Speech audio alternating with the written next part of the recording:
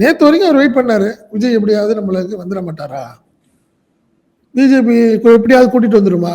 சிபிஐங்கிற பேர்ல ஜனநாயகம்ங்கிற அந்த சினிமா விஷயத்துல எப்படியாவது டைட் பண்ணி விஜய் கொண்டாந்துருங்கிறது தான் எடப்பாடி பழனிசாமியோட பெரிய கால்குலேஷனா இருந்துச்சு. பட் விஜய்க வந்து விட்டு வச்சிருக்கிறதுக்கு காரணம் பிஜேபி 2029 தேர்தல். அதில் ஒன்றும் மாற்று கருத்து கிடையாது என்னை பொறுத்தவரை. புரியுதுங்களா? ஸோ அதனால அவங்க வெயிட் பண்ணுறாங்க. 2029 100 இப்போ நம்ம எழுதுகிறோம், பேசுகிறோம். 2029 பாராளுமன்ற தேர்தலில் கண்டிப்பாக விஜய் பாஜக கூட்டணியில் இருப்பார். அதிலெல்லாம் மாற்று கருத்தே கிடையாது. அதுக்கான அக்ரிமெண்ட்டே முடிஞ்சு போச்சுன்னு வச்சுங்களேன். ஸோ அதனால் இப்போ திடீர்னு அவர் ஊழல் சக்தின்னு சொன்ன உடனே கோவப்படுறாரு.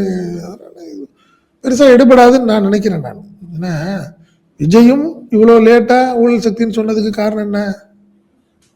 அதுக்கப்புறம் இன்னைக்கு அவர் அதிமுக விமர்சனம் பண்ணுற அளவுக்கு காரணம் என்னன்னா, இப்போ ஒரு அண்டர்ஸ்டாண்டிங்கில் நேற்று வரைக்கும் இருந்தாங்க. திமுகங்கிறது ஒரு பொது எதிரி அப்படின்னு அவங்க நினச்சிக்கிட்டு இருந்தாங்க. கடைசியில் பார்த்தா ஒரு அண்டர்ஸ்டாண்டிங் சரியாக போகலை. அதன் தொடர்ச்சியாக என்ன ஆயிடுச்சு, இன்னைக்கு 2 பேருக்கும் முட்டிக்கிச்சு, அவ்வளோதான்.